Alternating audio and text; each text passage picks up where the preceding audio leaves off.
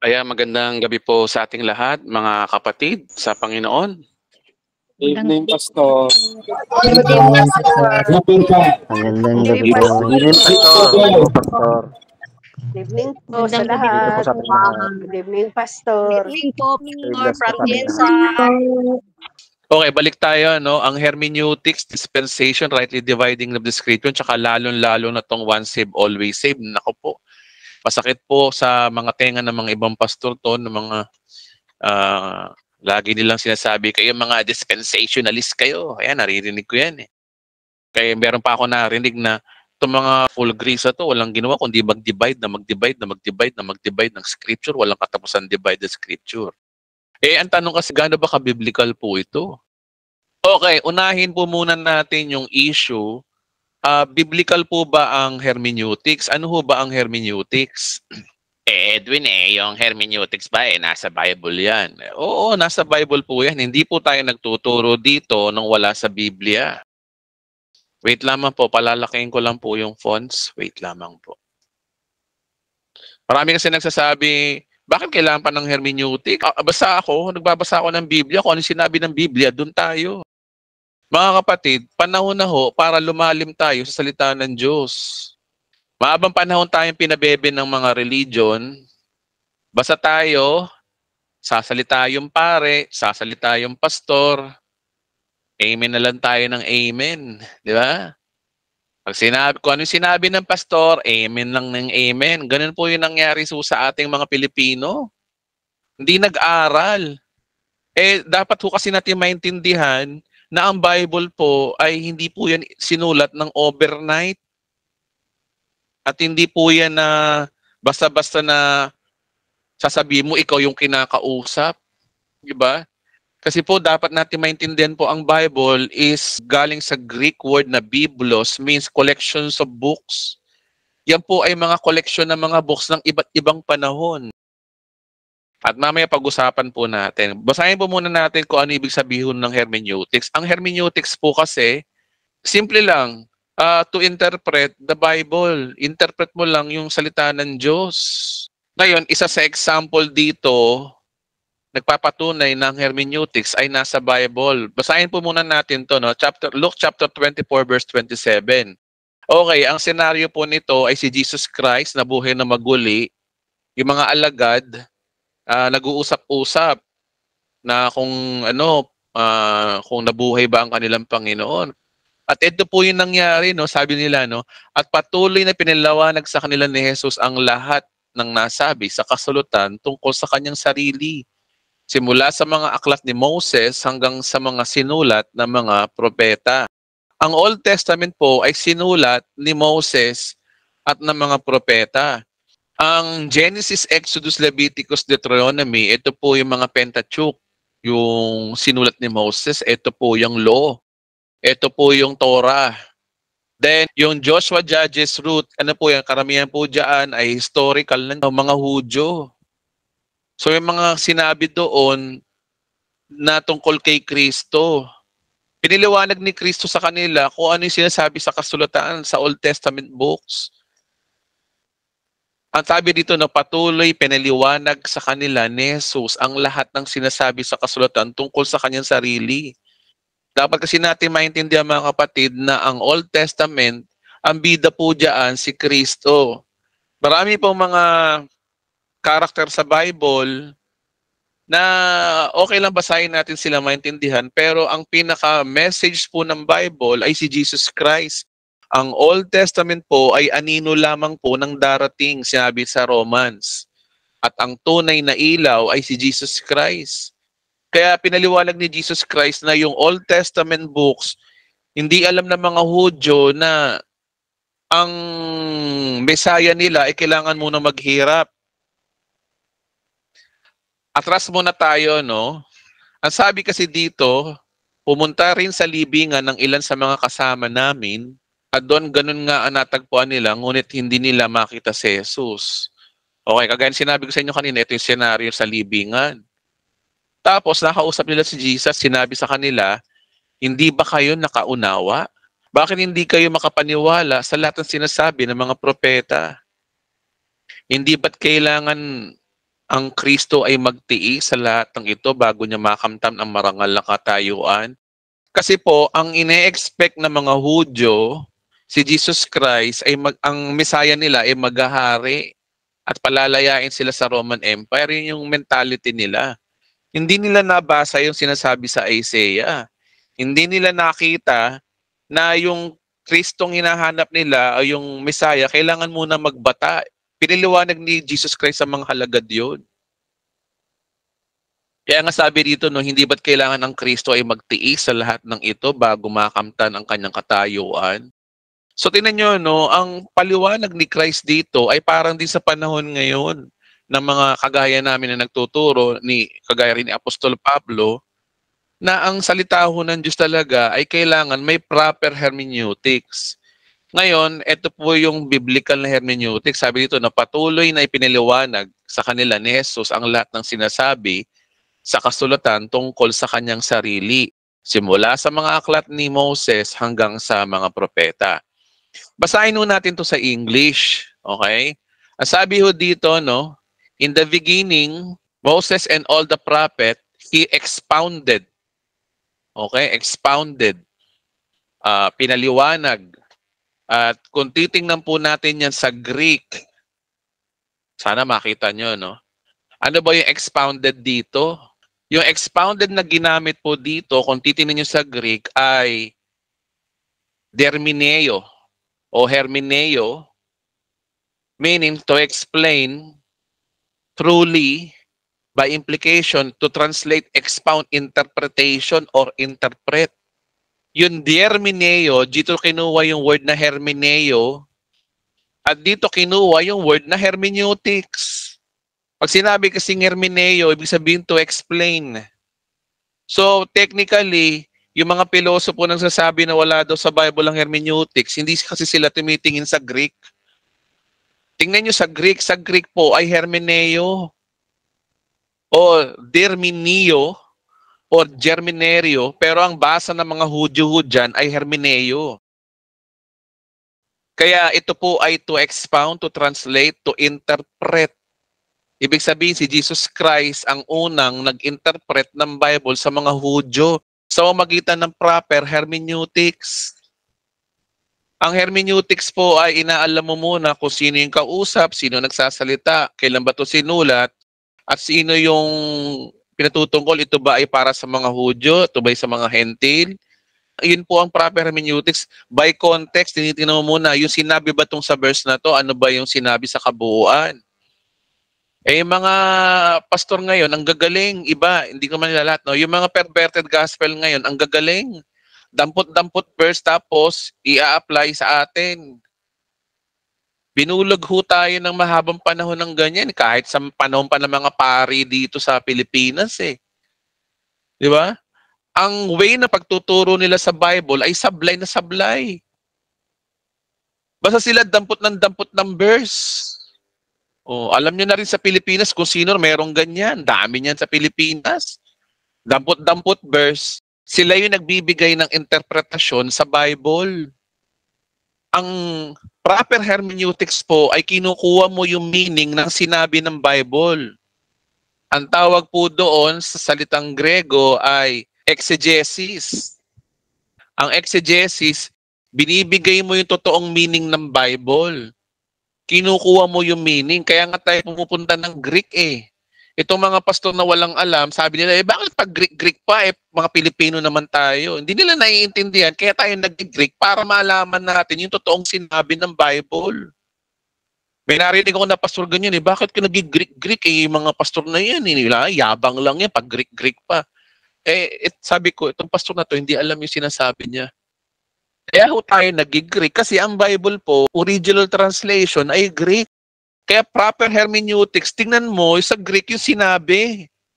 Kasi po, ang history po ng translation ng Bible, sumasablay po yung translation ng Bible.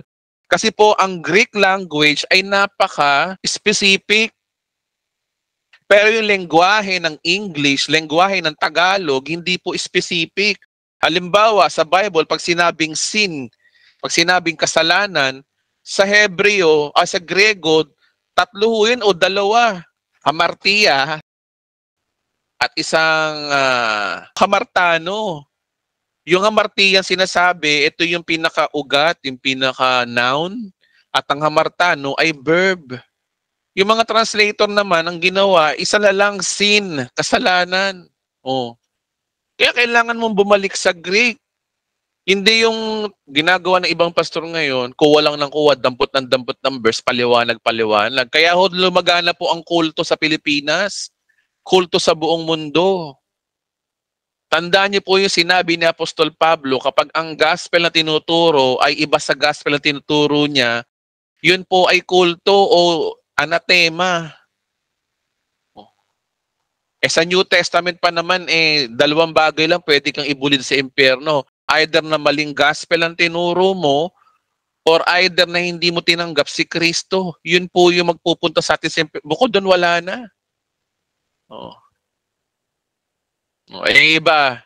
Tuwan-tuwa yung mga ibang Pilipino nung araw, 1980s, 1990s, hangang-hanga kay drop the name muna ako kay Eli Soriano. Hangang-hanga kayo kay Soriano. Kasi yung mga sinasabi ni Soriano, nasa Bible daw, nasa Bible. Nagmamayabang pa nga yan, sasabihin niya na, gusto nyo, pakita ko sa inyo yung sa Bible, may bawang, may sibuyas. Alam nyo, no, sino natataas? Si Soriano. Pinagmamalaki niya na marami siyang alam sa Bible na kaya niyang basahin, lahat na nasa Bible, pati sibuyas at bawang nasa Bible. O, di ba? Pero kung lahat lang nung iisipin mo ang itatanong mo sa akin, lahat yon, ginagarantiyahan ko sa iyo, babasahin ko sa Biblia, lahat. Gusto mo, pati ampalaya, babasahin ko sa Biblia. Pati bawang, pati pipino nasa Biblia, sibuyas nasa Biblia, ampalaya nasa Biblia. Ano pa rito ang alam niyong gulay? Biro mo yun, mangangaral ka ng salita ng Diyos, imbis na si Kristo itaas mo, natataas yung sarili mo, masabi lang na marami kang alam sa Bible. Yan po ang tinuro sa atin ng religion sa panahon ngayon. Ako, panahon na, gumising na ho tayo. Ang dapat pong tinuturo sa pulpito ay simple lang yung ginawa ni Kristo, hindi mga ginagawa natin. Nakikipagdebate pa yung mga yan, paagalingan yung mga yan. Masabi lang na magaling sila, maraming alam. Ginawa ng street fighter yung debate. Simple lang naman ang sinasabi ng Bible, proper hermeneutics. Gumising na kayo, mga kababayan ko, magbasa kayo ng Bible nyo. Panahon na para buklatin nyo ang Bible nyo. Malapit nang dumating ang Panginoon. Naku po, pag naiwan kayo, ewan ko lamang kung saan kayo pupulutin. Panahon na po. O kaya kung abutan kayo ng kamatayan, nakamatayan nyo yan, na binaliwala nyo yung pagbabasa ng Bible, wala kayong panahon sa Diyos. Bahala kayo. Basta kami, nagwa-warning kami sa inyo. Kaya kami nangangaral ng ganito para ito ay bunsod ng pagmamahalan bilang Pilipino. Gusto ko pa maligtas yung mga kapwa ko Pilipino. Ang tanging payo ko lang sa inyo, kahit na hindi na kayo maniwala sa akin, magbasa kayo ng Bible nyo. Basahin nyo po, mag-aral po kayo ng Bible nyo, proper hermeneutics. Okay? So, biblical lang hermeneutics, kaya naka-one down na ho tayo. Kaya nagsasabi na hermeneutics ay hindi biblical, ayan po, si Jesus Christ ang nagturo ng proper hermeneutics, hermeneo ang ginamit dito. Pinaliwanag, ininterpret ang salita ng Diyos. Ang pag-i-interpret ng salita ng Diyos by whole chapter. At gusto ko malaman yung mga kababayan, itong book ng mga Bible na ito ay wala pong chapter at verses nung araw, nung panahon na sinulat ito. Kaya ang mga Hudyo, kapag nagbabasa ng Bible, binabasa nila mula sa simula. Tayo mga Pilipino, tayo mga Hentil sa panahon ngayon, dampot-dampot verse. Diba? Yun ang nangyari sa atin, dampot tayo ng dampot ng verse kasi naka-chapter verses na. Kaya lang naman nilagay ng chapter verses na yan para madaling matandaan, pero napasama. Yun po yung nangyari sa atin. Next, ano daw yung ayaw na ayaw ng pastor? Yung tinatawag na, yung dispensation. Maraming mga pastor nagtuturo na ito mga dispensationalist na to, halibasa dispensationalist. Mga mga Calvinism to. Natataka ako sa mga to, ginugrupo nila yung tao. Ang pananampalataya lamang po kay Kristo makakapagligtas sa inyo. Kahit saang sekta kayo mapunta, hindi dyan tumitingin ng Diyos sa sekta. Dispensation, basahin po natin Hebreo. Ang meaning po ng dispensation ay different rules or system of order, rules. Bigyan ko kayo ng halimbawa, ganito yan, dispensation. Bago ko magbukas ng dispensation. Iba yung rules nung panahon ng Spaniard. Dito sa Pilipinas, di ba? May panahon ng Kastila, may panahon ng Amerikano, may panahon ng mga Hapon, may panahon ng makabagong Pilipino sa panahon ngayon. May mga sinabi ang mga kilalang taong Pilipino nung araw, kagaya ni Jose Rizal, ni Andres Bonifacio, at mga sinabi ni Elpidio Quirino, sinabi ni MacArthur, ang mga sinabi ni Marcos noon, ni Cory Aquino, ni Rafael Estrada, ni Duterte, mga presidente, na yun ay applicable sa panahon na yun. Diba? Ngayon, bakit mo i-apply yung sinasabi ni Andres Bonifacio na tayo ay mag-aklas laban sa Kastila at punitin natin ang ating mga sedula? Sa panahon ngayon, bakit mo i-apply yung pupunitin mo ang sedula mo? Ano meron? Ganyan po yung nangyari sa Bible. Ang Bible po ay may mga dispensation. Ang sabi sa Hebreo chapter, Hebreo 1:1, no? Sabi rito, noong una, nangusap ang Diyos sa ating mga ninuno. Sino nagsasalita rito? Hindi ko alam kung si Apollos o si Pablo. Pero sino kausap dito? Mga Hebreo, mga Hudyo. So yung ninunong sinasabi rito, yung mga propeta nila, yung mga agaya nila Abraham, etc. Sabi diyan, noong una nangusap daw ang Diyos sa ating mga ninuno sa iba't ibang panahon. So iba-iba pa lang pangungusap ng Diyos, iba't ibang panahon, hindi iisang panahon lang. Hindi lang sa iba't ibang panahon at sa iba't ibang paraan sa pamamagitan ng mga propeta. Iba yung sinabi ni Moses, iba yung sinabi ni David, iba yung sinabi ni Samuel. Yan po ay iba't ibang panahon. Ang Bible po sinulat, iba't ibang panahon po yan. Iba-iba ho yung panahon. Iba yung panahon ng Genesis, Exodus, Leviticus hanggang iba yung panahon ni Noe, iba yung panahon ni Abraham, iba yung panahon ni Jesus, iba yung panahon ng mga pangangaral ni Pedro at ni Apostol Pablo. Iba-iba ho yan ang panahon. Ang tawag po dyan ay dispensation. Wala naman sa Bible ang dispensation eh. Kapatid, naniniwala ka ba sa Trinity? O kung naniniwala ka sa Trinity, nasa Bible ba ang Trinity?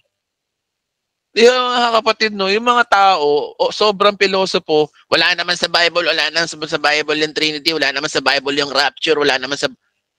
Di ba? Guys, common sense. Siyempre, ang Trinity ay kabuuan yan ng sinasabi ng Bible na tatlong pinapakilalang Diyos. Gayon din ang rapture. Wala naman talaga sa English yung rapture eh. Mababasa mo yan sa Bible ng Latin o nasa Bible din ng rapture. So ganun din po sa dispensation. Ang dispensation po ay paglalarawan ng iba't ibang pangungusap ng Diyos sa iba't ibang panahon. At ito po yun, nangusap ang Diyos sa ating mga ninuno at iba't ibang panahon sa iba't ibang paraan ng mga propeta. Kaya meron po mga dispensation na tinatawag na Old Testament and New Testament, Old Covenant sa New Covenant. Dapat natin maintindihan mga kapatid na merong Old Covenant, merong New Covenant. Ngayon, kung dadampot ka ng verse sa Old Covenant, yan ba ay applicable sa iyo? Una, tayo po ay mga hentil. Ang kausap sa Old Covenant, mga Hudyo. Sila ay may mga covenant. Tayo, wala. Kaya sila, kung lilipat sila ng Christianity, kailangan nila magbago ng covenant. Pero tayo mga hentil, wala tayong covenant. Ang dapat natin tanggapin lang yung bagong covenant. Tayo ay entitled lang bilang isang recipient o tagatanggap ng regalo. Yan hindi naintindihan ng iba. Kaya ang dispensation po, may iba't ibang panahon po yan. At ang pinaka-common dyan, yung Old Testament at New Testament. Natapos ang Old Testament sa panahon ni Jesus Christ, nung sinabi niya doon sa banal na hapunan, ito ang bagong tipan. Pinapagtibay nito ng aking dugo. Ibig sabihin, ang bagong tipan na yung pagkamatay ni Kristo. So, 2 down na tayo. 2 down, dispensation. Next.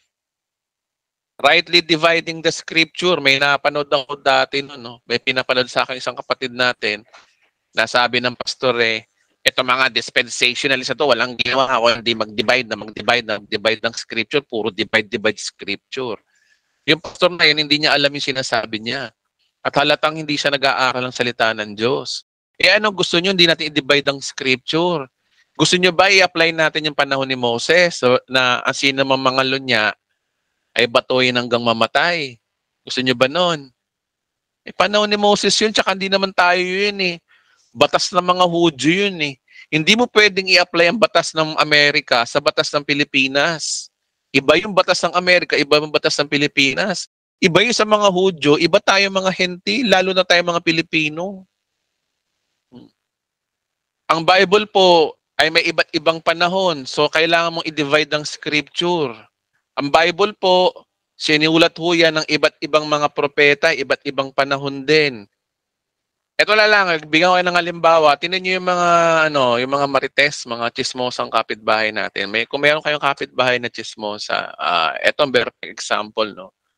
Yung mga yan, kapag nanginismis yung mga yan,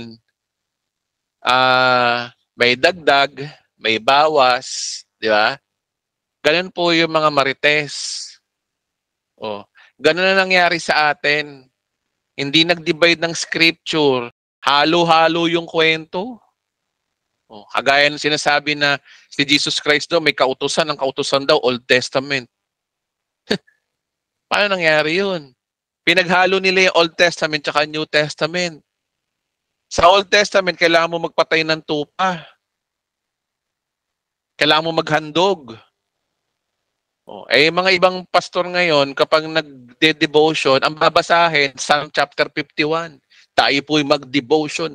Basahin natin ang Psalm chapter 51. Created me a clean heart, O God, and renew a right. Di ba? Ba't mo i-apply sa'yo yun? Hindi ka naman Hudyo. Anong created me a clean heart? Tapos, sa mga haing hindi ka nalulugod. May hain nga May handog nga ano handog mo?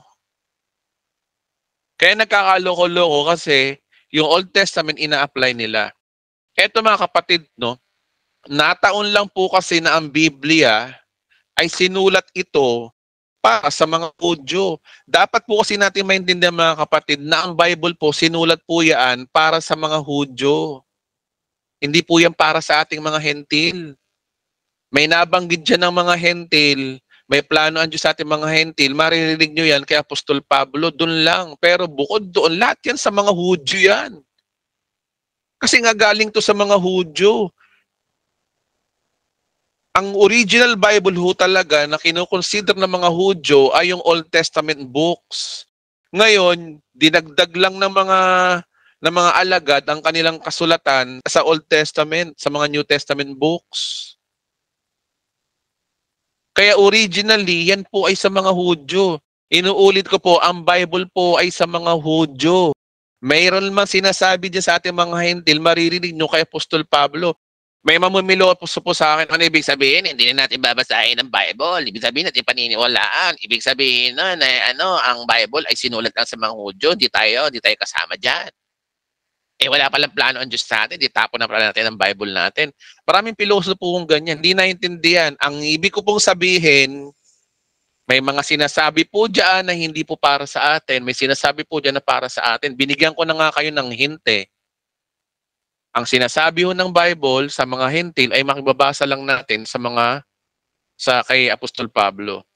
Kung kayo may question pa ho rito, panoorin niyo po yung Katapusan ng Mundo Part 8D, Part 8E, na-specify ko na po doon kung paano nangyari na kay Apostol Pablo tayo makinig. Pero ang linaw-linaw ho kasi sa 2 Timothy chapter 2 verse 15, rightly dividing the scripture, kalokohan yan, sabihin ng iba. Ito, basahin po natin. Guys, medyo mahaba pag-uusapan natin, ha? Huwag kayo maniwala dito sa Tagalog na to. Huwag kayo maniwala. Balik tayo ng King James. Sa King James tayo. Kasi ito yung pinaka-Greek eh.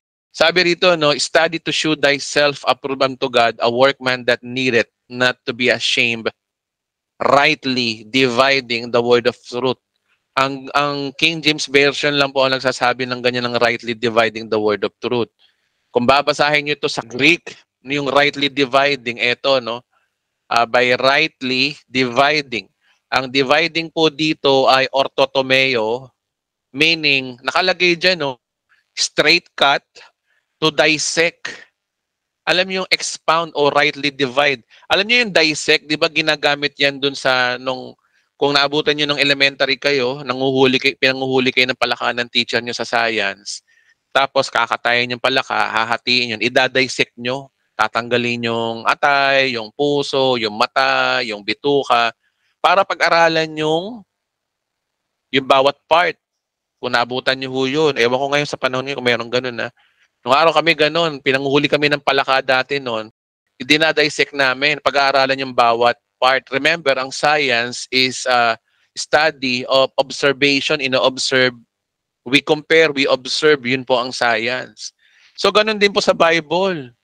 We compare and we observe by dissecting. Dinadissect po ang Bible. Kaya kung mayroon nagsasabi na kalokohan ng rightly dividing the scripture, eto, ang linaw-linaw na kailangan mo ang Bible, dinidivide mo. Kasi nga hindi ho lahat yan para sa atin. Ang Bible po ay library. Pumunta kayo ng library, ang tawag doon sa library na yon, pag collection of books, ang tawag po ron ay Bible o Biblos. Punta kayo sa National Library doon sa United Nations, sa may UN Avenue, sa Maynila. Di ba may library doon? O, ang tamang description sa library ay Bible, Biblos, collections of books. Kaya ang Bible po ay library.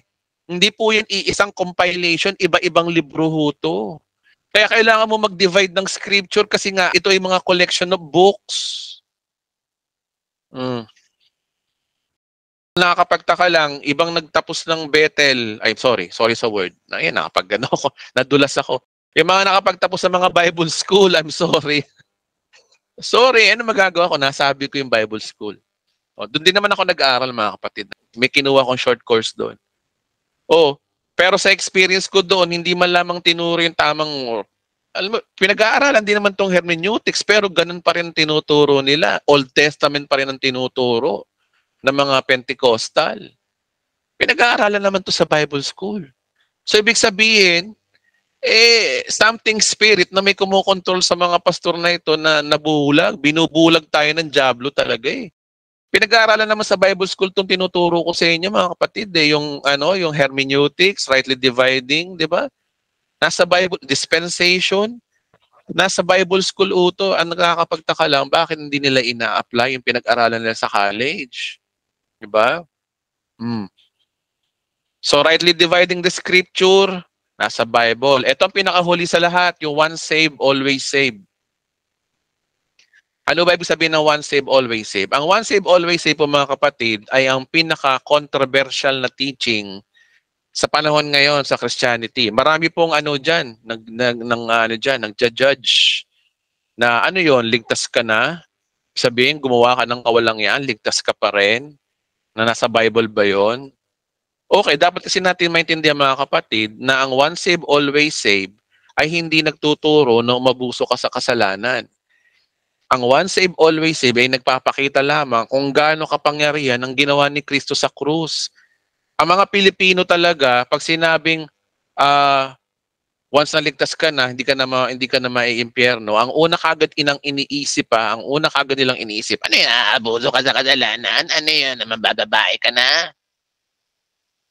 May asawa ka, mambababae ka? Ganun ba yon? Hindi po ganun ang tinuturo ng Biblia. Ang problema kasi, tayo mga Pilipino, ang tataba ng mga utak natin. Negative thinker tayo. Ang once saved, always saved is a good news. That is a full grace. Okay, isa-isayin natin. Ito eternal security. Isa-isayin natin. Biblical ba ang eternal security? O ibig sabihin yung sinabing pag tinanggap mo si Kristo, nanampalataya sa Kanya, ligtas ka na. Kahit anong mangyari, ligtas ka na. Yun ang turo eh. Ang tanong, totoo ba yun? Nasa Bible ba yun? I will show you 10 verses na nagpapatunay, o hindi marami to pero selected verses, ang 10 verses na nagpapatunay na totoo ang once saved, always saved. Una, yung 1 John chapter 5 verse 11. Ito sinabi ni Jesus Cristo. Ay sinabi pala ito ni Apostol Juan, sabi dito, no? At ito ang patotoo, pinagkaloob sa atin ng Diyos ang buhay na walang hanggan. Pag sinabing pinagkaloob, past tense. Nangyari na. Ano daw ipinagkaloob ng Diyos sa atin? Buhay na walang hanggan. Paano mo ito makakamtan? At ito yung makakamtan natin sa magitan ng kanyang anak. So na kay Kristo pala yung buhay na walang hanggan. So merong buhay na walang hanggan. So meron tinatawag na eternal security o buhay na walang hanggan. Dito pa lang, ano to? Kung walang eternal security, ano tong sinasabi na may buhay na walang hanggan sa kanyang anak? Oh. Verse 12, ang sino mang pinapanahan ng anak ng Diyos ay mayroong buhay na walang hanggan. Ngunit ang hindi pinapanahan ng anak ng Diyos ay hindi makakaranas ng buhay na walang hanggan. Ito basic na basic yung sinasabi nila. Oh. Tandaan niyo po, no, ang once saved, always saved, ito po yung pinaka foundation doctrine ng Bible. Hindi matanggap to na ibang pastor. Kasi sila, by works, hindi nila naintindihan ng gospel. Binulag sila ng diablo regarding sa gospel.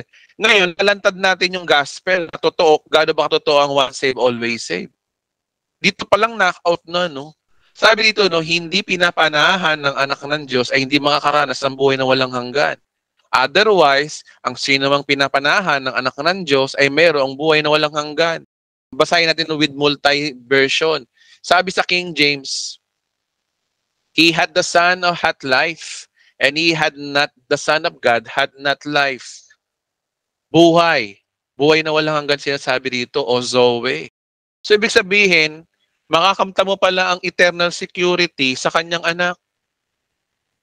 Oh. Ngayon, ano gagawin mo sa kanyang anak? John 3:16, ang lino-lino ng John 3:16, paborito to ng lahat, so, pero hindi naintindihan yung John 3:16. Kahit mga born again na pastor, nagtuturo ng John 3:16, kabisado to sa Bible school ng mga bata. Pero hindi na ipaliwanag na maayos in John 3:16. Sabi rito, no? For God so loved the world that He gave His only begotten Son, that whosoever, kung sino man, believeth in Him, should not perish, but have everlasting life. Tagalog. Gayon na lamang ang pag-ibig ng Diyos sa sanlibutan. Kaya ibinigay niya ang kanyang bugtong na anak upang ang sumampalataya. May sinabi ba rito na upang ang sino mang pumasok sa iglesia? Yung ba ang sinabi? Ang sino mang umanib sa iglesia, ang sino mang manatiling banal. Yung ba ang sinabi? Hindi nang sinabi. Ang sinabi lang dito, upang ang sino mang sumampalataya sa kanya ay hindi mapahamak, kundi magkaroon ng buhay na walang hanggan. Oh. Simpleng verse, nagpapatunay na totoo ang once saved, always saved. Ang sabi niyan, ang sino mang manampalataya, may buhay na walang hanggan. Pag may buhay na walang hanggan ka na, ano yung mamamatay ka pa ba? Hindi na.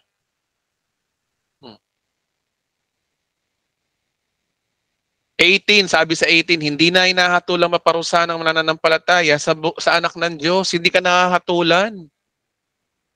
Pag nananampalataya kay Kristo, hindi ka nakahatulan. Ano sinasabi nila na na nawawala daw ang kaligtasan, nabubura ang pangalan sa aklat ng buhay.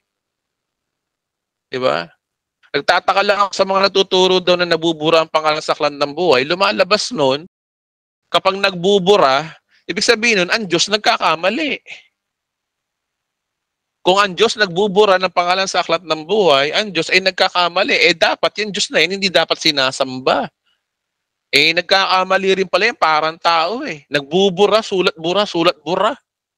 Nakakita ng ganun Diyos.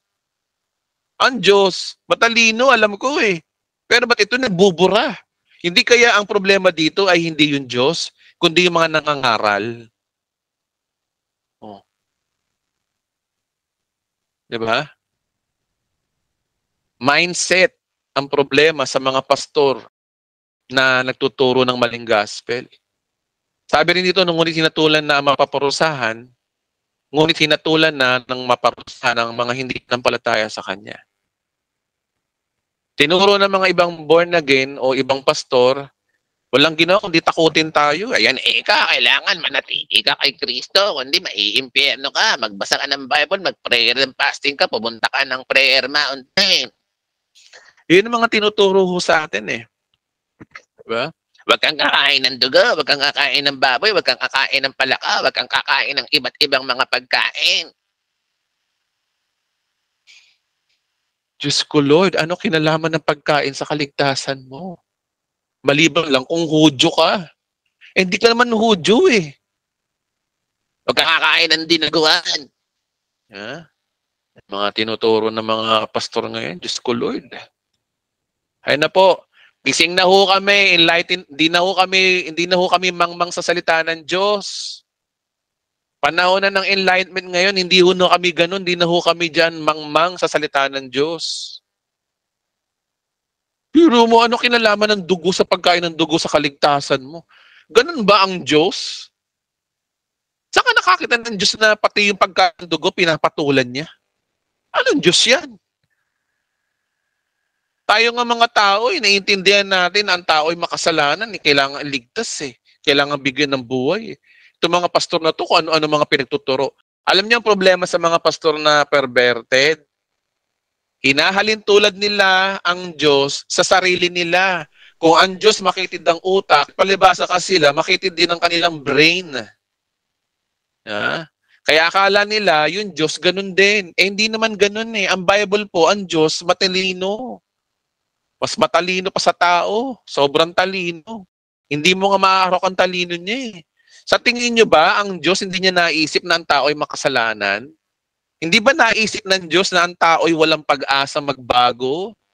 Kahit anong New Year's resolution, kahit anong pag-attend ng Encounter God's Retreat, kahit anong retreat na mga yan, kahit anong EGR, kahit anong G12 ang gawin nila, hindi magbabago ang tao. Di ba naisip ng Diyos yun? Kaya nga pinadala niya yung kanyang anak eh, dahil naisip na ng Diyos, ang tao ay walang pag-asa. Ang gagawin na lang ng Diyos, bayaran yung kasalanan natin. May hustisya pa rin ang Diyos. Kailangan talagang parusahan ng kasalanan. Kaya ang ginawa ng Diyos, pinarusahan niya yung anak niya. Yung anak na lang niya ang pinarusahan. Para mabayaran yung kasalanan natin at matapos na yung problema sa kasalanan. Oh. Diba? Isa pa. Eternal security, John chapter 10, verse 27. Guys, matagal tayo Mga 1 oras kalahati ito malamang. John 10:27.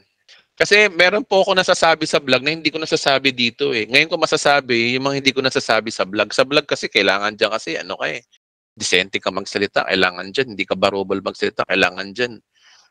Dito, maririnig nyo talaga yung boses ko na, na gusto ko magpakatotoo. Kaya medyo barubal tayo ng konti kasi mahabang panahon tayo binarubal ng demonyo eh. Mahabang panahon tayo niloko ng religion, panahon na para sila naman ay ilantad natin. Ilantad natin in the light of the Word of God. O, isa pa, paglalantad, na totoo ang once save, always save. Sabi rito, no? Nakikinig sa akin ang aking mga tupa. Nakikilala ko sila at sumusunod sila sa akin. Sinong kausap ni Christ dito? Mga alagad. Pero mahalaga rito is yung doktrina. Ano ba yung doktrina ni Christ? 28. Binibigyan ko sila ng buhay na walang hanggan. Si Kristo pala nagbibigay ng buhay na walang hanggan. Pag sinabi yung buhay na walang hanggan, hindi na nawawala ang iyong buhay. Hindi ka na maiimpyerno. Buhay na walang hanggan nga eh. Naiintindihan ba nila yung walang hanggan? Buhay na walang hanggan. Nagkasala ako, mawawala ang aking kaligtasan. Buhay na walang hanggan, no? Buhay na walang hanggan. Hindi nawawala ang kaligtasan. Nawawala ang kaligtasan kasi hindi ako nagpabautismo. Buhay na walang hanggan nga eh. Ayan o, buhay na walang hanggan. Binibigyan ko sila ng buhay na walang hanggan. At sabi rito, no, at kailanmay hindi sila mapapahamak at hindi sila maagaw sa akin nino man. Si Jesus, Bible na ho may sabi, bakit yung mga ibang pastor bulag na bulag pa rin dito? Sinabi na nga na hindi mapapahamak at hindi maagaw nino man ang mga nakay Kristo na. Di ba? Kailanman hindi sila mapapahamak at hindi sila maaagaw nino man. Kasi ang problema kasi, ang tao bulag na bulag, ayan na nga oh. Letra por letra, hindi mapapahamak yung mga nakay Kristo. Tapos sasabihin mo, nawawala ang kaligtasan. Oh, eto pa. Naniniwala ako sa eternal security, pero mas naniniwala ako sa double eternal security. Alam niyo ibig sabihin pag sinabi, eto tinuturo to ng mga iba, eternal security, yes. Pero mas naniniwala ako doon sa double, dalawang eternal security. Ibig sabihin, 2 beses kang sinicure ng Diyos. Ito yun, nasa 29, sabi dito, no, ang aking ama ang nagbigay sa kanila sa akin ay lalong dakila sa lahat at hindi sila maaagaw ni naman sa aking ama. Ako at ang ama ay iisa. Ibig sabihin, hawak ka na ni Jesus Christ. Hawak ka pa ng ama. Eh, nagkakasala ako, Edwin eh. Eh, sabi nga eh, hindi ka nga maaagaw. Sino ba yung ninuman? Ang ninuman, kasama ka doon. Kahit magkasala ka, hindi ka maaagaw ng ninuman ng dyablo sa kanyang kamay. Eh, nagkakasala nga ako eh. Ninuman, pag sinabing ninuman, kasama ka doon. Kahit magkasala ka, hindi ka pa rin mawawala sa kamay ng Diyos. Bigyan kayo ng halimbawa, mga kapatid. Halimbawa, ang tatay ko, ang pangalan, Alfredo Francisco. At ako, Edwin Francisco. Legit kami mag-ama. Magkadugo kami, galing ako sa kanya. Ang nanay ko, Erlinda Francisco. Sila ang aking magulang. Okay? So, ibig sabihin, anak nila ako. Ngayon, no matter na ako ay black sheep, ako ay nagpakasama bilang anak, lumayas ako sa kanila, ang tanong doon, anak pa ba ako nila o hindi?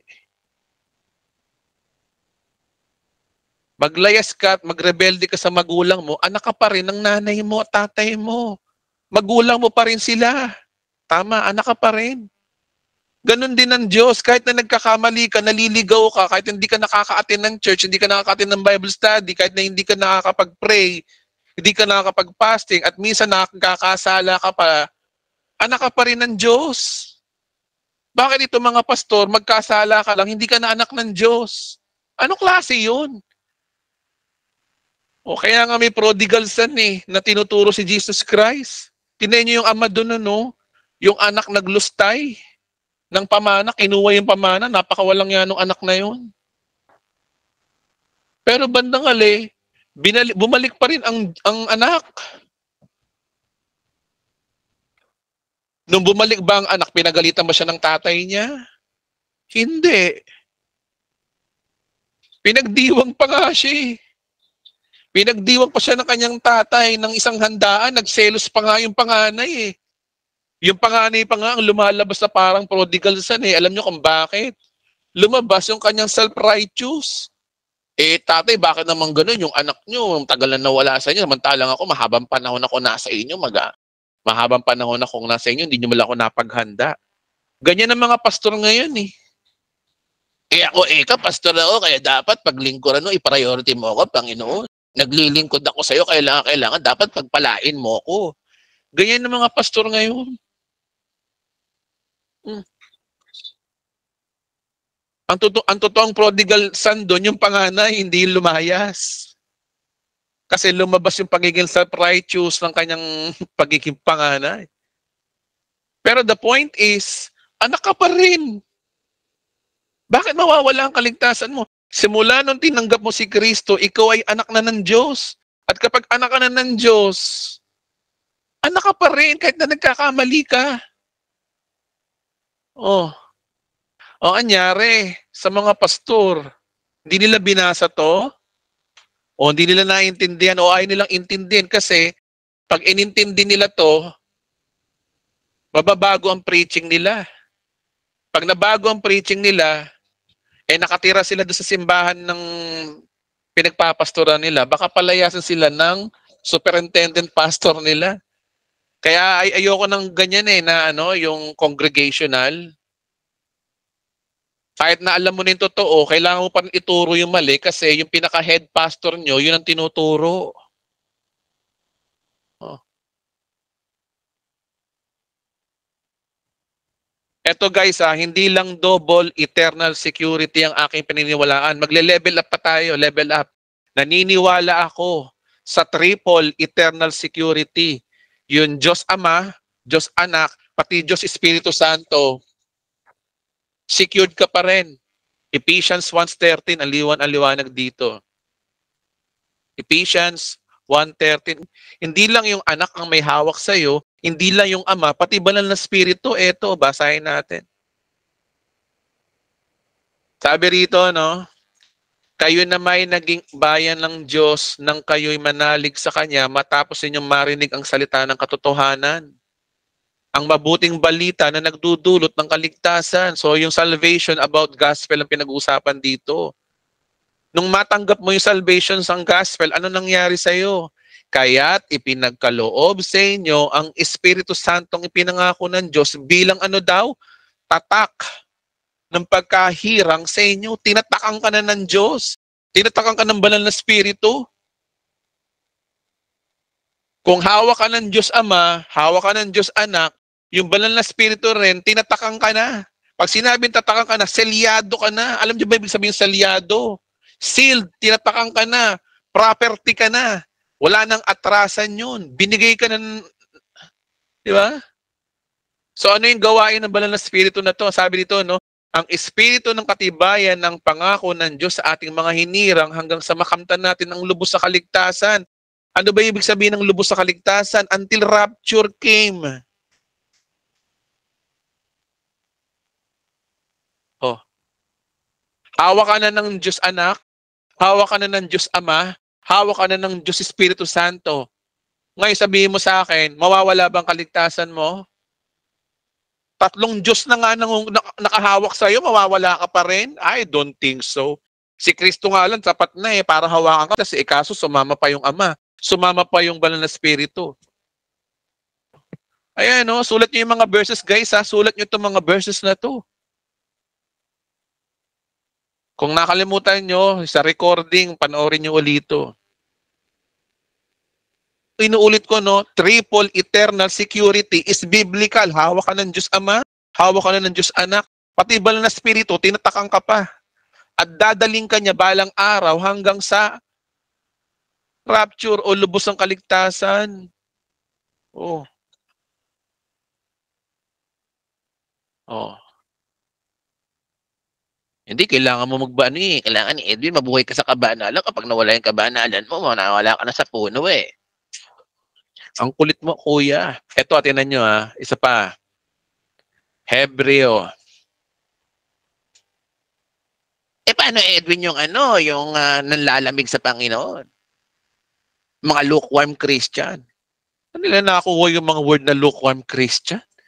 Saan nila nakikita yung mga ganun mga tradisyon na turo yan minanang turo. Lukewarm Christian. Walang ganun Ang nila doon is revelation. Revelation, prophecy yun. Walang application karon. Meron pa, backslider. Ano yung backslider? Walang carnal Christian, mga kapatid. Kalokohan yung word na carnal Christian. Wala pong carnal Christian. Meron, carnal, unbeliever. Kung carnal ka, dalawa lang naman yan either Christian ka or unbeliever. Walang gitna.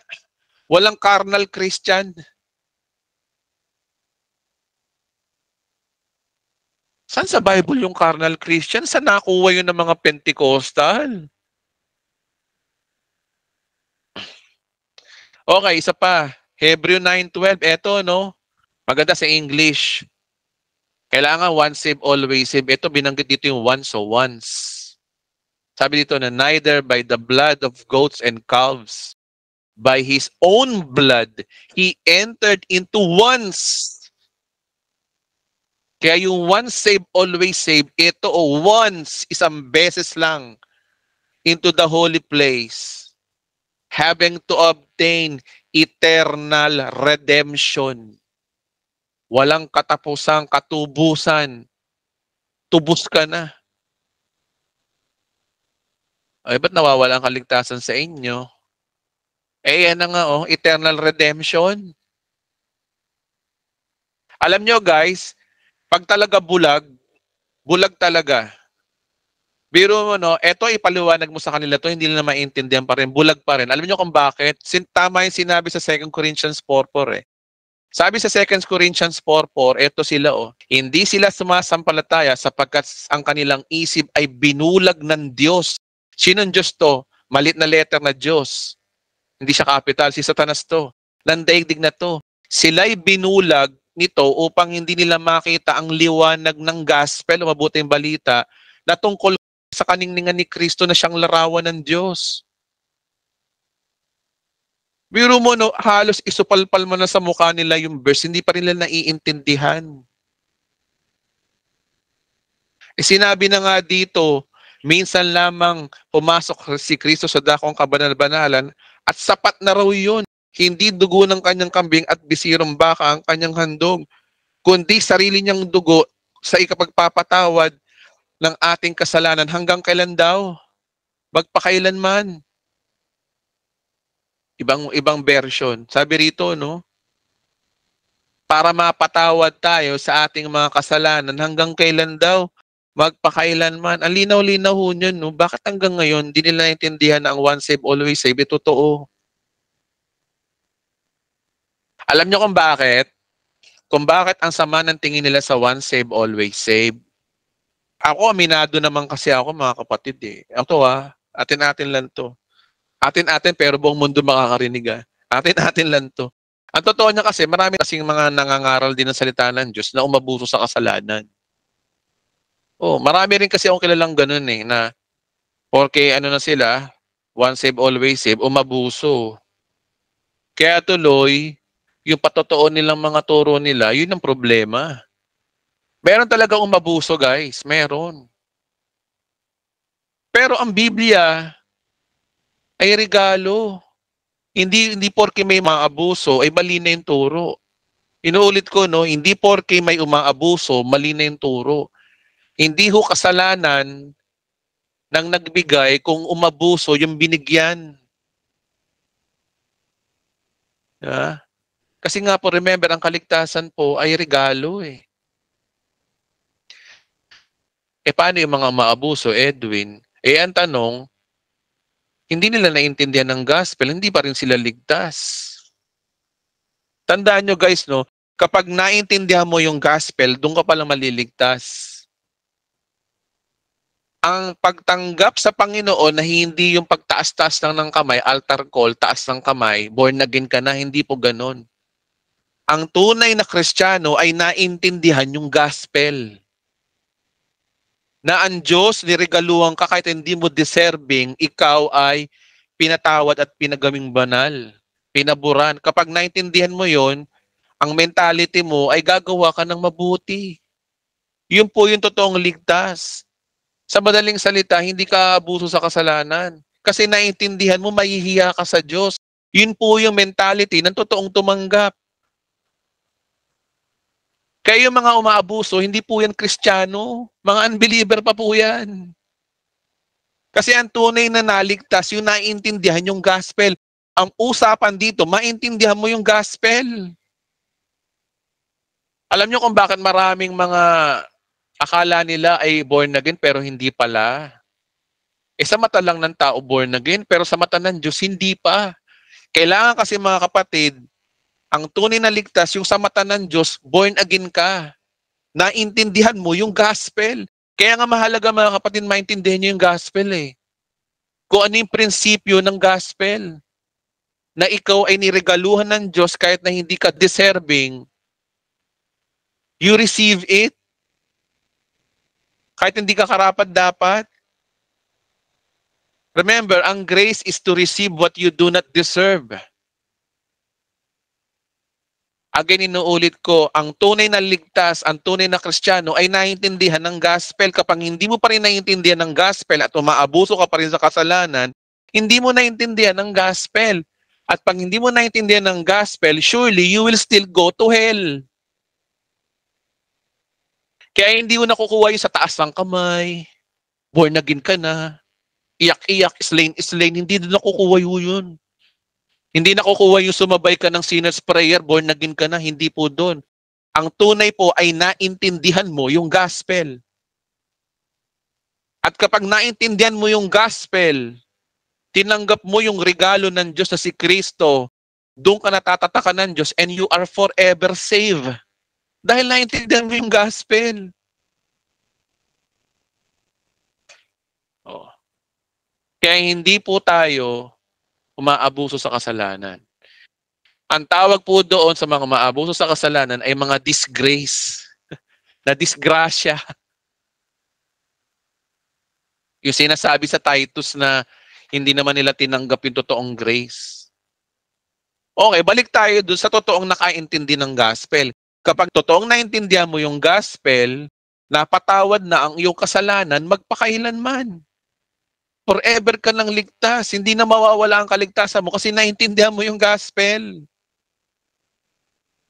Kaya nga galit na galit ang Diyos sa panahon natin ngayon kapag nagtuturo ka ng maling gospel. Kapag maling gospel ang tinuro mo, hindi lang ikaw mapupunta sa impyerno, pati yung mga taong tinuruan mo. Kaya nga sinabi ni Apostol Pablo, 2 beses sinabi, inulit pa niya na ang sino mo magturo ng perverted at other gospel, anathema. Kaya napakahalaga po yung nagtuturo ka ng tamang gospel. Ipaintindi mo sa tao yung tamang gospel. At ang gospel na ito ay napakadali lang. Manampalataya at magtiwala ka lang sa ginawa ni Kristo sa krus na ikay pinatawad sa iyong kasalanan at ikaw ay ligtas na.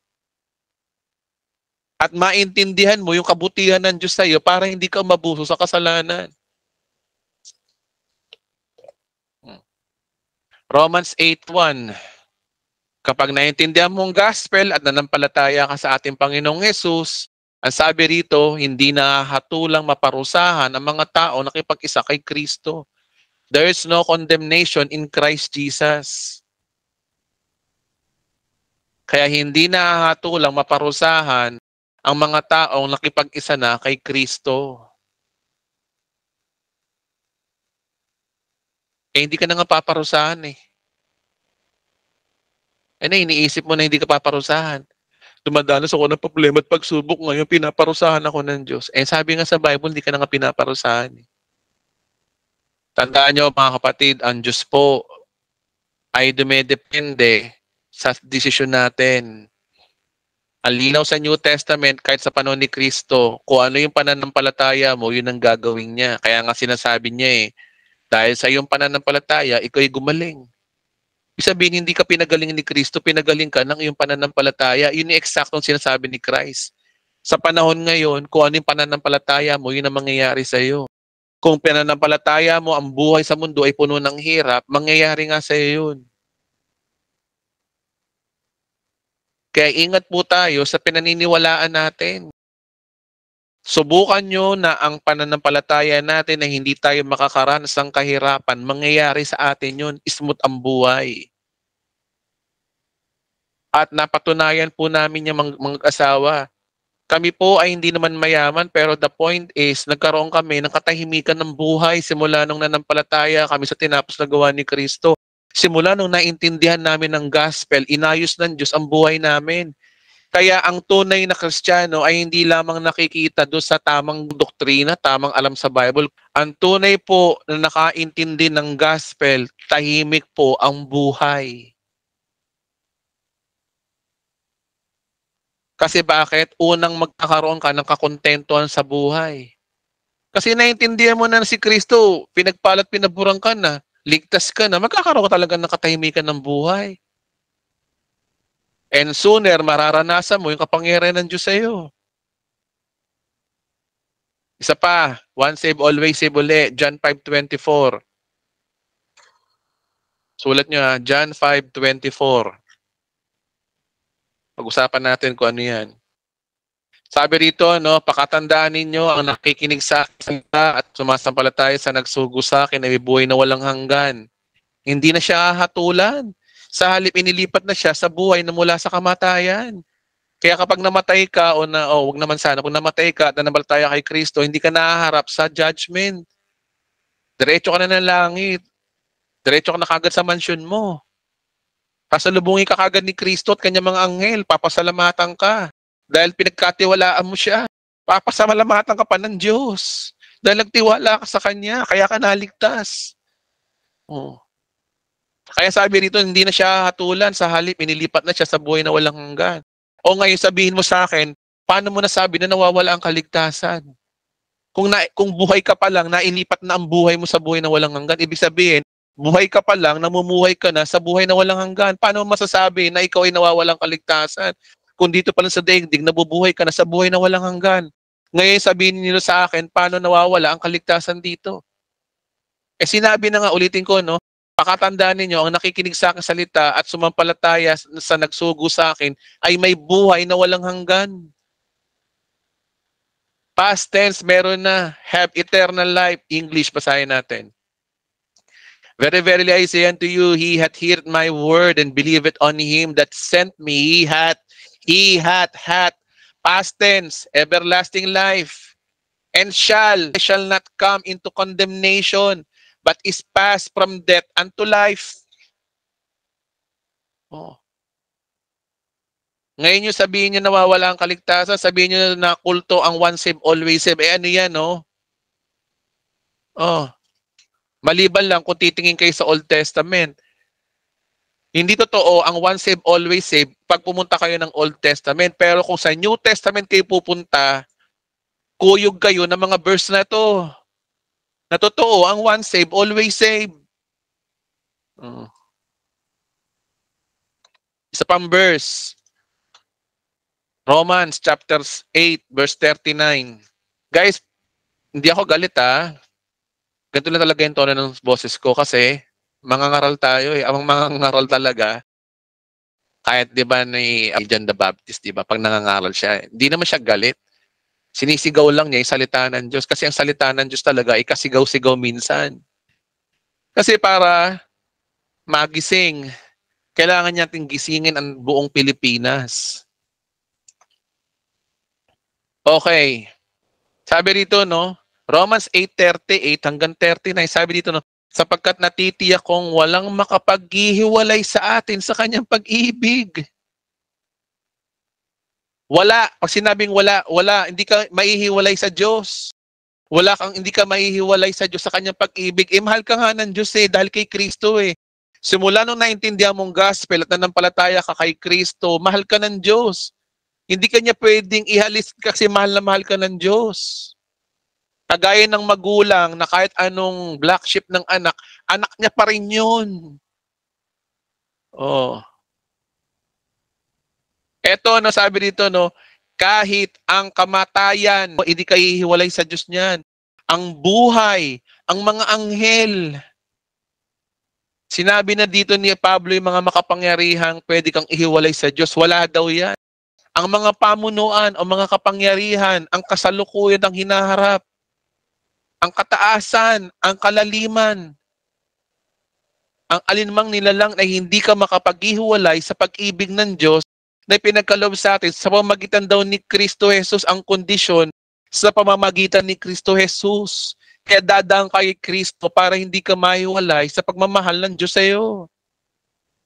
English, basahin natin para mas masaya tayo. Masaya ang English ito Sabi rito, no, for I am convinced that neither death nor life, neither angels nor demons, neither the present nor the future, nor any powers, neither height nor depth, nor anything else in all creation will be able to separate us from the love of God that is in Jesus Christ our Lord.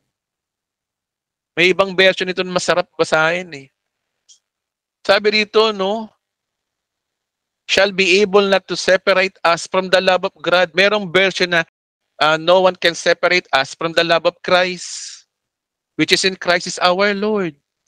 Wala makakapag-iwalay sa atin kay Kristo, kahit kamatayan, kahit ano pa yan, maging sarili natin. Di na ako nakakapag-pray, Edwin eh. Ang sabi, kahit ikaw pa, hindi mo pwedeng iwalay. Kapag na kay Kristo ka na, 3 Diyos na yung may hawak sa'yo, di ka na makakawala. Isang beses ka lang nagdesisyon na siya itanggapin mo, hindi mo na mauulit pa. Remember, si Eva at Adan, nagdesisyon silang magkasala sa Diyos. At yung desisyon na yon, yung choice na yon, isang beses lang yun, hindi na inulit ng Diyos yon. Kaya nga yung puno ng buhay ay binantayan ng anghel. Sinarado ang Garden of Eden. Ibig sabihin, isang beses lang kayo nagkasala, tama na. Hindi na pahihintulutan ng Diyos na maulit-uli yun. Ganon din dito. Pag nanampalataya ka kay Kristo at naintindihan mo ang gospel at pinanampalatayanan mo siya ng iyong buong puso, sa Kanya ka na, wala ka na. Hindi ka na makakawala. Oh. Hindi nga ako nagpabautismo, Edwin eh. Hindi nga doon eh. Hindi nga ako makain ako ng baboy eh. Hindi ako nakakati ng prayer meeting eh. Kausapin mo yung pastor mo. Pero ang sabi sa Bible, no one can separate us from the love of God. Oh, isa pang verse, John chapter 1 verse 9. No. Mga common verse to na hindi naintindihan. John 1:12. Sabi rito, no. Subalit ang lahat ng tumanggap at sumampalataya sa Kanya ay binigyan niya ng karapatang maging anak ng Diyos. Ano ang requirement? Pananampalataya o tumanggap? As sinabi sa 13, sila ngayon naging anak ng Diyos, hindi dahil sa kanilang kagustuhan ng tao, kundi ang pagiging anak ng Diyos nila ay kalooban ng Diyos. Will of God na maging anak Kanya, siya nagdesisyon noon. Kaya kahit anong gawin mo, anak ka pa rin ng Diyos. Dahil nagdesisyon na nga ang Diyos na ikaw'y anak eh. Kahit na nagkakasala ka minsan, anak ka pa rin ng Diyos. Eh yung umaabuso, Edwin, hindi yun anak ng Diyos. Ang umaabuso ay hindi naintindihan ng gospel. Kaya hindi sila anak ng Diyos. Kapag namatay sila, impyerno sila. Dahil hindi nga sila anak ng Diyos. Ang naintindihan yung gospel, yung nanampalataya ka kay Kristo. Kapag nanampalataya ka kay Kristo, magbubunga yun ng mabubuting gawa. Kaya ikaw ay anak ng Diyos. Ito yung usapan dito. Kaya nga mga kapatid, pag nasa langit na tayo, magugulat kayo kung sino yung mga ligtas o hindi. Yung ine-expect nyong ligtas, wala doon. Pero yung hindi nyo ine-expect na naligtas, naandun. Magugulat kayo. Kasi bakit? Hindi naman kasi basihan doon yung religion eh. Yung sino ka eh, hindi yung ginawa mo eh. Ang basihan kasi doon, kung nanampalataya ka ng totoo kay Kristo. Galatians 3:26. Isa pa. Daming verse, guys. Matatapos na ako mga kapatid. Mag-a-answerin question na tayo. Ewan ko. Kasi marami yung nagre-request ito sa akin. Edwin, talakay mo naman yung once save, always save. Linawin mo yun. Pinagbigyan ko na. Ito na yun.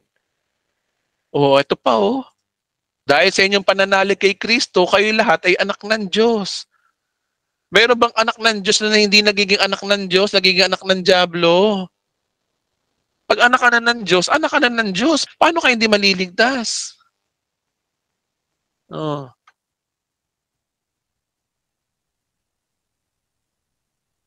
Okay, ito yung conclusion guys. Alam nyo kung bakit? Bakit hindi nawawala ang kaligtasan sa mga taong nanampalataya kay Kristo? Ito ang tanong kasi, bakit ganun ang covenant ng Diyos? Parang unfair naman yata. Biro mo, naligtas ka, hindi sa iyong gawa. Kundi naligtas ka dahil sa awa lang ng Diyos sa iyo. Bakit ganun? Diba? Basahin muna natin itong Ephesians chapter 2 verse 8 to 9. Bakit unfair ang kaligtasan? Tutusin guys, unfair ang kaligtasan. Unfair. Biro mo, hindi ka karapat dapat maligtas, naligtas ka. Dahil lang sa awa ng Diyos, ano meron? Eto, intindihan mo natin to. Itong conclusion guys, intindihin niyo mabuti. Dahil sa kagandahang loob ng Diyos. Kagandahan lang ng loob ng Diyos to. Biyaya lang ng Diyos to guys. Yung kaligtasan, biyaya, regalo po yan. Na kayo daw ay naligtas sa magitan daw ng hindi ng gawa kundi ng pananampalataya lang. Ang biyaya dito ay ang kaligtasan ay pananampalataya lang sa ginawa ng kanyang anak. Magtiwala ka lang kay Kristo. Yun ang usapan. Again biyaya kasi yun guys Kasi pag sinabing biyaya, ganito yan guys bigyan ko kayo ng halimbawa pag sinabing biyaya. Remember, may kasabihan ng mga full grace na grace is to receive what you do not deserve. Hindi ka karapat-dapat, pero deserve mong tanggapin yun. Yun po ay regalo. Pag sinabi yung regalo, walang kondisyon yun, ibinigay lang ng Diyos sa'yo. Okay? Binigay lang ng Diyos sa'yo yun. Bigyan ko kayo ng halimbawa, no? Kausapin ko nga dito si open mic may tatanong ako kayo kapatid. Tawagin kita, Miss Maria Corazon. Hello po. Ayun. Hello po, Ma'am Maria. Hello po. Opo. Okay, may tanong kita, kausapin kita. Halimbawa, nakapila ka sa sa LTO. Alam niyo naman LTO, mahaba pila dyan LTO, no? Tapos yung pila mo, pang 1,000, pang 1,000 ka nakapila. Okay. Okay, ganito. Ngayon, nangyari, fair ba na pumila ka? Fair ba yun? Mahirap po, haba Pero, tama ba yun o hindi? Tama po kasi yun ang patakaran kailangan pumila. Oo. So, ibig sabihin, pag sumingit ka, ano mangyayari sa'yo? Maraming magagalit kasi sisingit ako.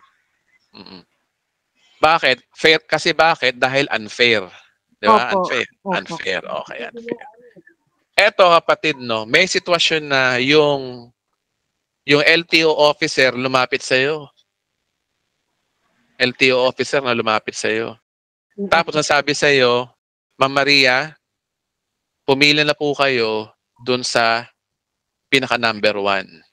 Ang nangyari niyan, nung inalis ka sa 1,000, naglalakad kayo, dinala ka sa number. Habang naglalakad kayo, lahat ng mga tao nakatingin sa'yo. Galit na galit, di ba? Opo. Tama ba? Magagalit sila? Opo, magagalit po kahit sino naman magagalit talaga dahil 1,000. 1,000 yun. Tapos pupunta ka sa number 1 yung iba syempre, madaling araw pa nandiyan na sila. Tapos ako ganun lang kabilis.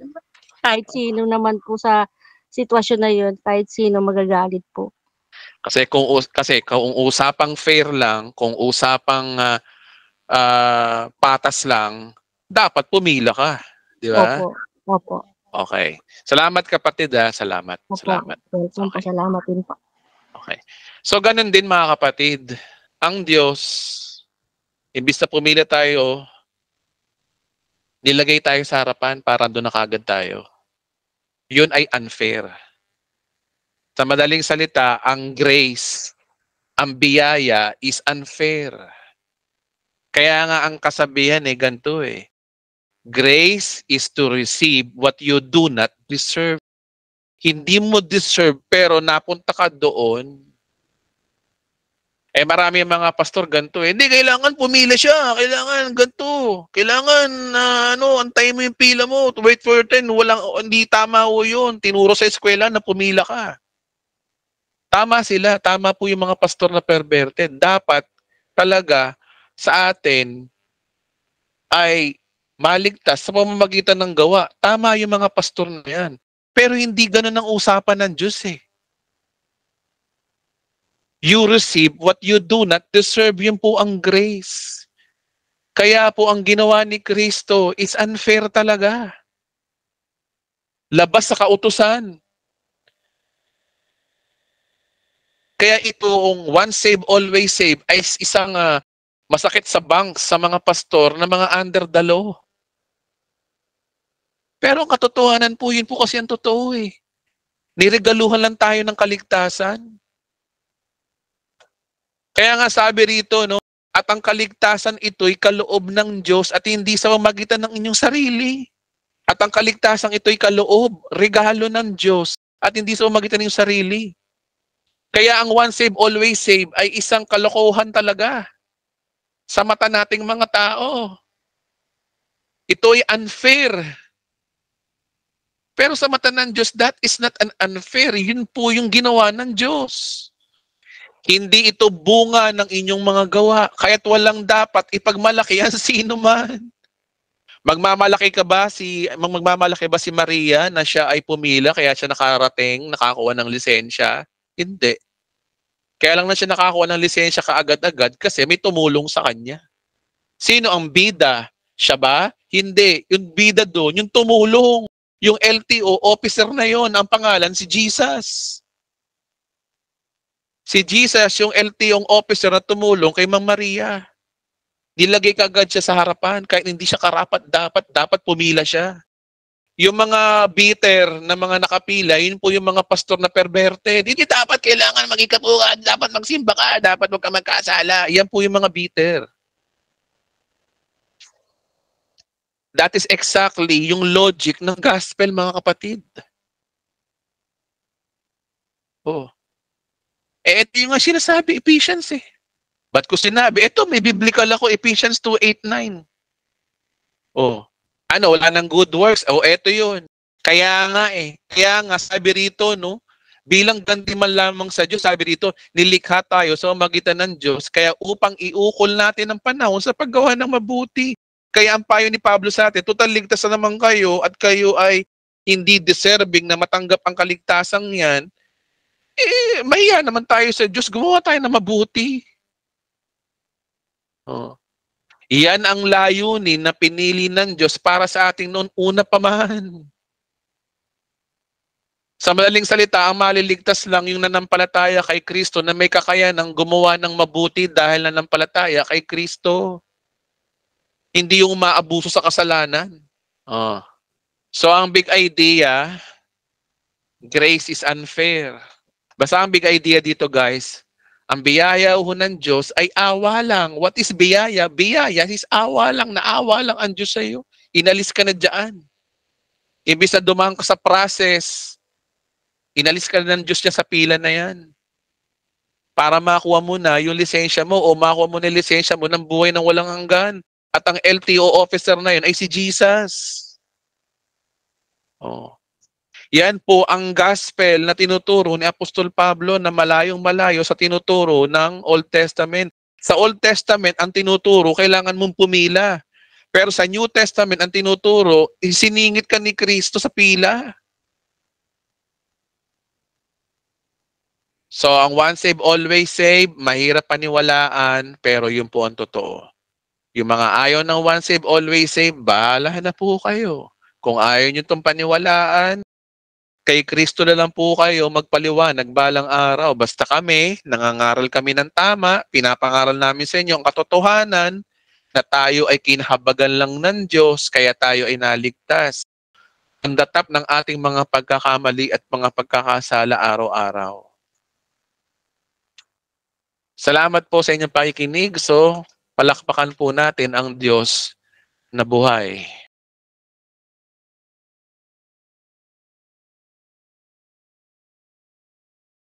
Okay, siguro dalawa o tanong question po muna tayo, no? Pwede na ho kayong mag-send ng message. Okay, ang unang tatanong dito ay si Christiane Cueva. Hello po. Hello po, good evening, Pastor. Christian po yun, Pastor. Pangalan po ng anak ko po. Sorry po. Maraming salamat po. Sige po, pwede na ho kayo magtanong. Pwede na po. Good evening po, Pastor. Good evening po sa lahat. Tanong ko lang po, Pastor, kung ano po yung stand mo about the LGBT, kung ano po yung stand ng Bible about the LGBT people po. Thank you. LGBT people is a people. Kaya nga people, tao. Pag sinabing tao, kasama sa biyaya ng Diyos. Alam niyo mga kapatid, no? Masyado nilang inuhusgahan yung mga LGBT. Porque daw LGBT, mga bakla, mga tomboy daw, immoral na. Sila ba hindi ba naging immoral? Di ba yung mga nanguhusga sa mga LGBT, tanungin ko kaya sila, no? Kayo ba hindi kayo naging immoral sa tanang buhay nyo? Ni minsan ba hindi kayo nakapag-isip ng malalaswang bagay sa inyong kaisipan para ikumpara nyo yung sarili nyo sa mga bakla at tomboy? I don't think so. Lahat tayo makakasalanan. Kaya yung stand po ng Diyos po dyan, lahat po tayo ay free sa mga taong naisa man ng palataya kay Kristo. Wala ho siyang pinipili. Basta tao. Ang usapan kasi tao eh. Yung mga LGBTQ, hindi ba sila tao? Tao sila. May emosyon sila. Tsaka pangatlo, ang nakikita ko sa kasi mga yan, kasi ako mga kapatid, no, ako inaamin ko, meron akong anak na ganyan. Tanggap ko siya. Ako nga anak eh. Kung ako nga tao na anak ko, tanggap ko ganun, ba't pa kaya ang Diyos? Ibig sabihin, mas walang yaba ang Diyos kasa sa'yo? I don't think so. Kung ako nga anak eh. Meron akong anak na ganyan eh. Pero tanggap ko siya, mahal ko siya. Hindi ko siya yung didibdiban sa dibdib. Walang Franciscong bakla! Hindi ko naman sinabing ganun eh. Hindi ko naman binubugbog yung anak ko eh. Anong ginagawa ko? Tanggap ko. Mahal ko. So, ibig sabihin mga kapatid, ang Diyos, binayaran niya na ang kasalanan natin. Kasama sa binayaran ni Kristo, yung kasalanan ng lahat natin, kasama rito yung mga, kung ano man meron, kaimoralan daw ang mga bakla at tomboy, kasama ho doon. Tsaka pangatlo, hindi naman nila kasalanan na maging bakla at tomboy sila eh, kasi emotional yun eh. Environmental yun, nakakasanayan. Mannerism po kasi ang pagiging bakla at tomboy eh. Hindi ako naniniwala na yan ay galing sa demonyo. Ang galing po sa demonyo, yung mga nagagawang kasalanan, pero yung pagiging bakla o yung pagiging tomboy mo o pagiging mo, hindi mo naman siguro kasalanan yun. So tayo, ang problema kasi tayo, mga tao, mapanghusga, judgmental. Pero ang Diyos po, binayaran ni Kristo yun. Pag sinabi kasing lahat, kaya nga sabi, lahat ay nagkasala. Ano ang pagkakaiba ng pastor na nagtuturo ng maling gospel sa baklang ng lalaki? Ano pagkakaiba nun? May pagkakaiba ba?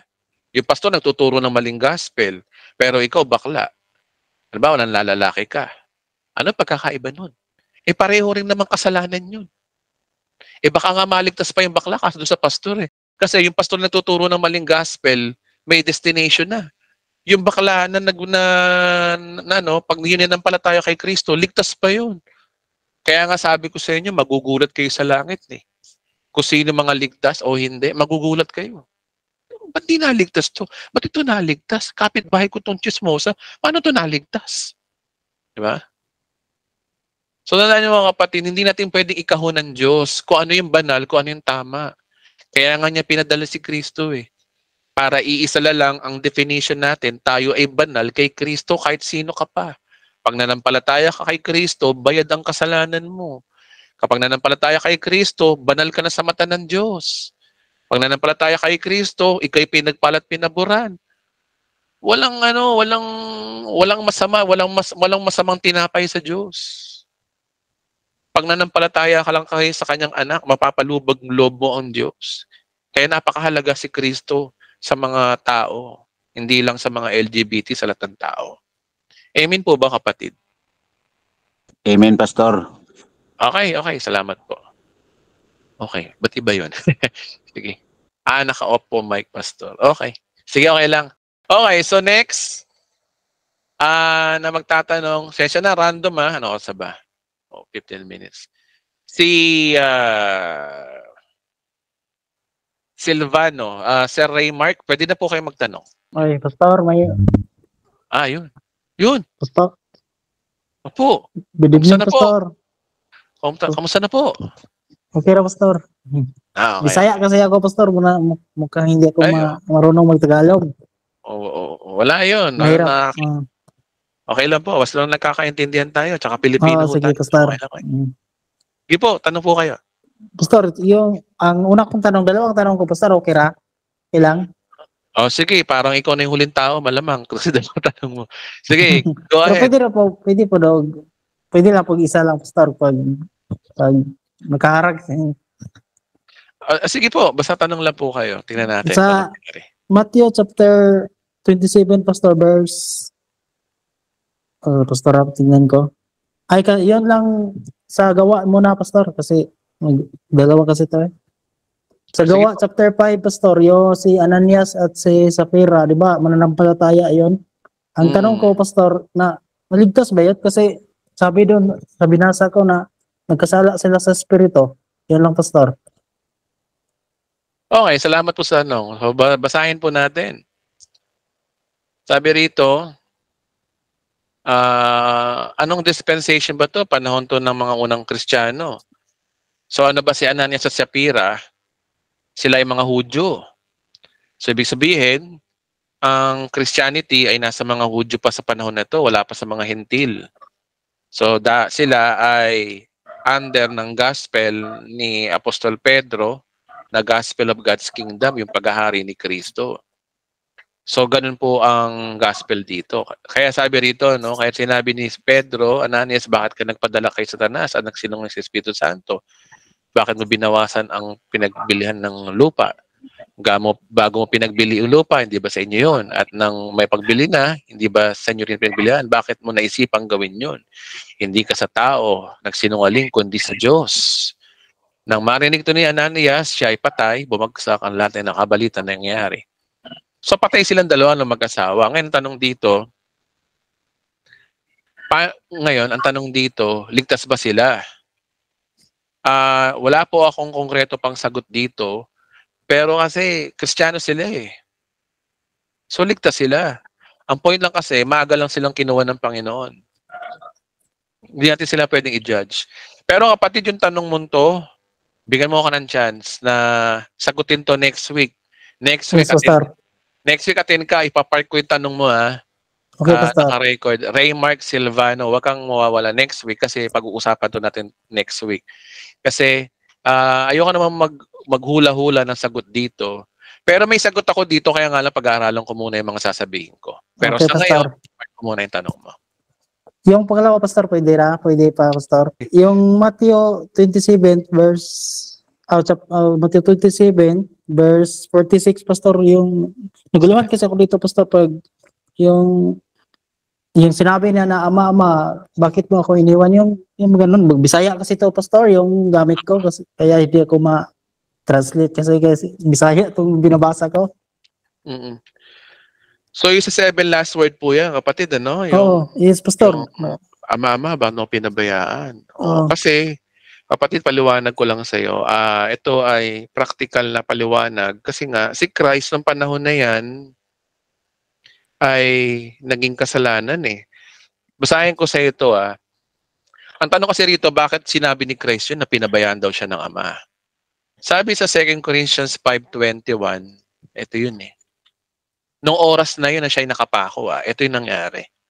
2 Corinthians 5:21. Sabi rito, hindi nagkasala si Kristo, ngunit dahil sa atin, siya itinuring na makasalanan upang sa mamagitan niya ay maging matuwid tayo sa harapan ng Diyos. Sa oras na yun, si Kristo, sa mata ng Diyos, ay makasalanan kasi ang purpose ng pagkamatay ni Kristo sa krus ay para bayaran ng ating kasalanan. Nung time na nakapako si Jesus Christ, ayon sa verse na yan, nung time na yun, siya ay naging makasalanan. Actually, sa Tagalog, sabi rito siya itinuring na makasalanan. Pero sa ibang version, siya mismo ay naging kasalanan. Siya mismo ay naging noun. Sabi rito, King James. For he had made him to be sin. Siya mismo ang naging kasalanan. So, ibig sabihin, nung oras na yon, siya, yung kasalanan ng buong mundo, past, present, and future, Siya yung naging kasalanan na. Kaya sa mata ng Diyos, naramdaman ni Kristo yun sa mata ng Diyos, dahil ang Diyos ay banal, pansamantalang ang Diyos ay tumalikod sa Kanya sa oras na ito. Naramdaman to ni Kristo na tinalikuran siya ng Ama, kaya nasabi niya nung oras na yon, Ama, bakit mo ako pinabayaan? Kasi nung oras na yon, lahat ng kasalanan ng tao, kasama tayo lahat name it, pinakamaduming kasalanan, lahat ng worst na kasalanan ng lahat ng tao, past, present, and future na ipapanganak pa, binayaran ni Kristo yun. Ba't ko nasabi? Nasabi dyan Saan sa Bible yan? Yun na nga Ito yun 2 Corinthians 5:21. Hindi nagkasala si Kristo. Wala naman siya kasalanan Ngunit dahil sa atin, siya ay nagbibinilang na makasalanan upang makipag-isa tayo sa Kanya, mapabanal sa harapan ng Diyos. Naging banal tayo sa mata ng Diyos nung siya ay nagkasala, nung siya ay naging makasalanan. So, ibig sabihin si Kristo, naging makasalanan nung oras na yun. Tapos, nagpalit tayo yung naging banal. In spiritual realm, doon naramdaman ni Kristo na nawala yung Ama sa Kanya. Biro mo yung Ama, kasama niya since the beginning. Nung nilikha ng Diyos ang langit at lupa, kasama niya ang Ama. Nung ginulo niya yung Tower Babel, kasama niya ang Ama. Sa Old Testament, kasama niya ang Ama. Nung pinanganak si Kristo, kasama niya ang Ama. Nung naglilingkod, nagmi-minister si Christ dito sa lupa, kasama niya ang Ama. Pero on that moment, nung panahon na pinaparusahan ng Diyos ang kasalanan, dahil galit ang Diyos ang kasalanan, nawala yung galit ng Diyos nung ibinuntun niya yung sa dugo ang katawan ni Kristo, yung kanyang ating kasalanan. Kasi ang Diyos galit sa kasalanan, kaya ang ginawa niya, dula lang siya sa anak niya, pinataw yung galit niya. Ang tawag doon ay blood atonement na sinasabi. Sa Old Testament sabi, ang buhay daw ay nanggagaling sa dugo. Kaya yun ang ilalagay mo sa altar. Yung anak niya yung nilagay sa altar. Nung sa New Testament na. Kaya yun po yung nangyari doon kapatid kung bakit niya nasabi yun. Naramdaman niya na nakalikuran siya ng Diyos ng oras na yun kasi nga lahat ng kasalanan ay nasa Kanya. Pero nung namatay siya at nabuhay na maguli, doon siya nagtagumpay. Nabayaran yung kasalanan natin nung namatay siya. Kasi ang sabi sa Bible, kabayaran ng kasalanan ay kamatayan. Kaya yung kamatayan ni Kristo ang nagbayad ng kasalanan natin. Ngayon, para mabayaran ng kasalanan mo in order, just believe in Him. Kaya nga sino mananampalataya kay Kristo, bayad Yan ay covenant ng Diyos Ama sa anak. Wala covenant ang tao dyan. Kaya talaga pag narinig itong gospel na to, magpapasalamat kayo sa Diyos. Kaya lagi kayo magpasalamat sa Diyos mga kapatid, naligtas tayo sa ganung paraan, hindi sa kautusan. So yun lamang po ang aking sagot ng kapatid. Salamat, Pastor. Napakalinaw, Pastor. Naintindihan ko na siya pala ang inalay para sa atin. Oo. Grabe yung ginawa niya. Kaya malaki yung utang na loob natin sa Kanya. At yung utang natin, hindi natin na mababayaran yun kasi nga hindi naman kailangan tayong bayaran yun. Hindi tayo pinagbabayad ng Diyos. Ang nais lang ng Diyos sa atin, mabuhay. Ang nais lang ng Diyos sa atin, magkaroon ng buhay na walang hanggan. Grabe ang Diyos, kaya nga siya amazing grace di ba? Amazing grace to sa mga ligtas. Sa mga hindi naliligtas, ang sabi nila, ito ay kalokohan. Kaya nga sabi sa unang Korinto, the message of the cross is the foolishness for those who will be perish. Ayun dito. Sa mga mapapahamak, ang aral tungkol sa pagkamatay ni Kristo sa krus ay kalokohan o kahangalan. Ngunit sa atin, tayo daw, na mga naligtas. Ito'y kapangyarihan ng Diyos. Kaya kapangyarihan ng Diyos yung nangyari. Biro mo, saan ka nakakita na pati yung future mo pinatawad? Amazing yun. Ngayon sabihin ng mga perverted, hindi pinatawad ng Diyos yung future natin, yung ngayon lang, tsaka yung nakaraan. Yung future, kaya nga kailangan mo mabuhay sa kabanalan. Ba't namatay pa si Kristo kung hindi rin babayaran ng lubos-lubos kung yung future? Saan ka nakakita nung namatay si Kristo? Ano amazing dun? Na kung hindi kasama future sins. Ano amazing? Wala. Sabihin, biro mo, no? Pinautang ka rin lang ng Diyos, hindi pa binayaran lahat-lahat. Kulang. Unpaid. Nagmagandang loob ka pa, kulang lang yung bayad mo. Pero hindi yung gano'n na nangyari. Binayaran ni Kristo pati future para lumaya tayo sa kasalanan. O ngayon, pag gano'n ngayon na-realize natin na pati future since pinatawad, sa tingin nyo ba, aabuso pa ba kayo sa kasalanan? I don't think so. Hindi gano'n ang mentality natin. Hindi gano'n ang mentality ng mga naligtas. Kasi ang makikita mo rito, naging mabuti ang Diyos sa'yo. Kaya siya Amazing Grace. Kaya pag kinakanta mo Amazing Grace, minsan naiiyak ako dyan eh. Tsaka yung kantang Sukdulang Biyaya, kantahin niyo yun. Sarap kantahin nun. No? Sabi ron, niyakap mo ako sa aking karumihan. Inibig mo ako. Diba? Hindi kayang tumbasan. Diba? Diba? Sukdulan po yung biyaya niya. Eh sabihin ng iba, ano yun, hyper grace? Hyper grace is true. So, hyper grace po talaga. Kaya mga kapatid, isang bagay lang, lagi tayo magpasalamat sa Diyos. Ganun katindi yung ginawa ni Jesus sa atin. Sukdo lang, binigay niya yung buhay niya bilang Diyos. Biro mo yung Diyos nagsakatawang tao.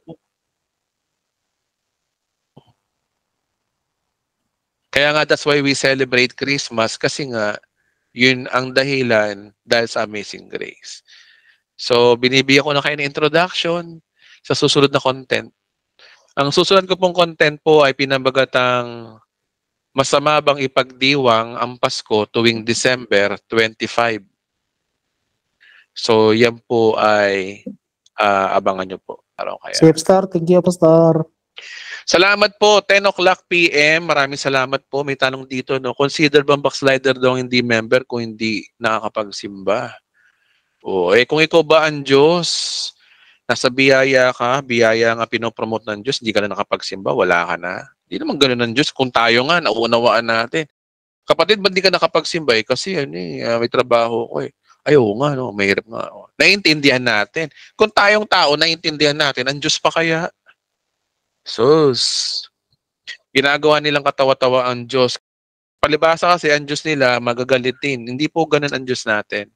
Ang Diyos po ay understanding, mapagmahal, mahaba ang pasensya, mapagpatawad, puno ng kalinga, puno ng biyaya. Hindi naman niya tinotolerate ang pagkakamali. Minsan tinutuwid din tayo. Pero ang maganda roon, ang pagtutuwid niya ay pagmamahal. So, hindi po ganun ang Diyos. Maraming salamat po sa mga umaten ngayong gabi. God bless po. Stay blessed po sa ating lahat. We are Charito. Maraming salamat po. Good night po, Pastor. Thank you.